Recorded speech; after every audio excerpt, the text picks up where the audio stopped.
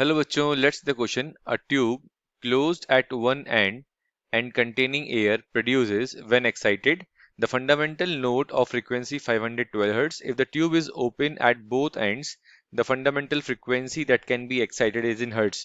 तो बच्चों पहले ट्यूब एक एंड से ओपन है, एक एंड से क्लोज है, ठीक है। फिर दूसरे केस में बच्चों दोनों एंड से हमारी ट्यूब जो है ओपन है। अगर पहले एंड से जब ओपन थी और एक एंड से क्लोज थी तब फ्रीक्वेंसी 512 हर्ट्ज थी फंडामेंटल नोट की। अगर उसको दोनों एंड से ओपन कर दिया तब फंडामेंटल फ्रीक्वेंसी क्या होगी, ये आपसे पूछ रहा है बच्चों, ठीक है।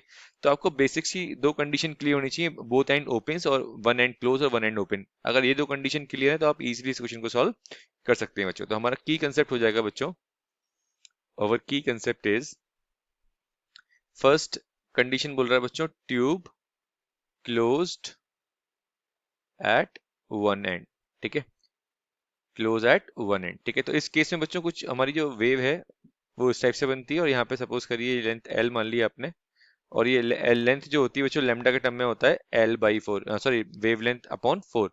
तो एल की जो वैल्यू होती है वो लैम्डा बाई फोर होती है, तो यहाँ से बच्चों लैम्डा जो आता है हमारा फोर एल आता है, ठीक है।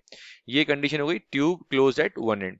अगर यही मैं कंडीशन ले लूँ जब दोनों एंड से ओपन हो, ठीक है, tube open at both ends, ठीक है, तब क्या होगा बच्चों। और एक इंपॉर्टेंट चीज, और यहाँ पे बच्चों एक नोड बनता है हमारा और एक बनता है एंटी नोड, ठीक है। जो ओपन वाला हिस्सा देख रहे हैं आप, ये एंटी नोड है, और जहाँ पे ये पार्टिकल दोनों मीट कर रहे हैं इस पॉइंट को हम नोड बोलते हैं। यहाँ पे डिस्प्लेसमेंट जीरो होता है या एम्पलीट्यूड बोल सकते हैं जीरो है, और यहाँ पे एम्पलीट्यूड हमारा एंटी नोड में मैक्सिमम होता है, ठीक है। डिस्प्लेसमेंट मैक्सिमम होता है तो ऑब्वियसली बात है एम्पलीट्यूड भी हमारा मैक्सिमम होगा, ठीक है। तो tube open at both and से केस में क्या होगा बच्चों, यहाँ पे कुछ इस टाइप से हमारा पार्टिकल जो है वो इस तरीके से मिलते हैं, ठीक है। यहाँ पे बच्चों हमारे दो नोड बनते हैं और एक एंटी नोड बनता है बच्चों, ठीक है। इसके लिए भी अगर हम डिस्टेंस को इन दोनों का नोड के बीच का सेपरेशन एल मान रहे हैं, बट यहाँ पे जो बच्चों हमारी जो डिस्टेंस होती है लेमडा के टर्म में वो होती है L equals to lambda by two. तो यहाँ से लेमडा आ गया बच्चों अपने पास 2l, ठीक है। तो ये अपने पास वेवलेंथ आ चुकी है बोथ एंड्स के लिए, और ये भी वेवलेंथ आ चुकी है बच्चों अपने पास क्लोज एट वन एंड के लिए। अब आपको क्या याद रखना है बच्चों, आपको एक बेसिक सा फ्रीक्वेंसी का फॉर्मूला रखना है। क्या होता है फ्रीक्वेंसी का फॉर्मूला बच्चों, सी बाय लैम्डा, ठीक है। स्पीड और बेसिकली अगर हम बात करें वेलोसिटी वेवलेंथ के टर्म में जो फ्रीक्वेंसी होता है वो सी बाय लैम्डा, इसको आप वी बाय लैम्डा भी लिख सकते हैं, ठीक है। कंफ्यूज होने की जरूरत नहीं, वरना आप सोचेंगे सी तो स्पीड ऑफ लाइट के लिए होता है, तो इसलिए मैंने यहाँ पे वी बाय लैम्डा भी लिख दिया है, ठीक है। Don't be confused. ओके, चलिए अब हम देखते हैं बच्चों, आगे सॉल्व करते हैं इस क्वेश्चन को। तो यहाँ पे बच्चों हम इस फॉर्मूले को यूज करेंगे। तो ये फॉर्मूले को जब हम यूज करेंगे तो पहले फर्स्ट केस के लिए सॉल्व करते हैं बच्चों, ठीक है।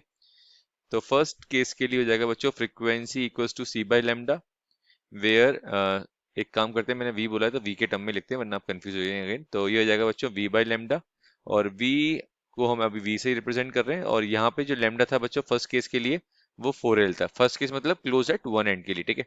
और ये क्वेश्चन में फ्रीक्वेंसी हमको गिवन है 512 हर्ट्ज, ठीक है। अब यूज कर रहे हैं बच्चों सेकंड केस के लिए।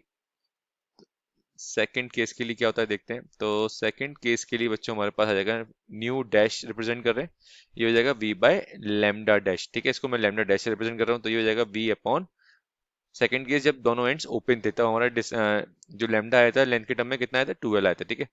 इसको हम किससे रिप्रेजेंट कर रहे हैं, न्यू डैश से, फ्रीक्वेंसी हमारी न्यू डैश आ गई, ठीक है। अब बच्चों यहाँ पर इस फर्स्ट वाले केस में अगर देखें तो क्या मैं इसको ऐसे लिख सकता हूँ क्या, 1/2 और ये v बाय 2l, ठीक है। 1/2 इसको भी स्मॉल l के टर्म में लिखता हूँ, ठीक है। तो 1/2 v बाय 2l, और इसकी वैल्यू कितनी है बच्चों 512। अब देखिए v v बाई 12 को क्या लिख सकते हैं हम, एपरेंट न्यू फ्रीक्वेंसी, ठीक है। तो ये आ गई बच्चों हमारे पास 1/2 into new dash is equals to 512, ठीक है। तो न्यू डैश कितना आ जाएगा बच्चों हमारे पास 512 into two which is equals to 1024 hertz. तो इसका मतलब जब आप दोनों एंड्स ओपन करेंगे बच्चों तब हमारे पास जो फ्रीक्वेंसी होगी वो फंडामेंटल फ्रीक्वेंसी कितनी होगी, 1024 हर्ट्स, 1024 हर्ट्स। तो ये फ्रीक्वेंसी आई है। एक बार ऑप्शन चेक कर लेते हैं बच्चों क्या ऑप्शन आता है। तो फर्स्ट ऑप्शन हमारा मैच कर गया बच्चों, first option is the correct option, second is incorrect, third is incorrect, fourth is incorrect.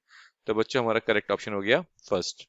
So our correct option is first. I hope this solution is clear to you. All the very best बच्चों।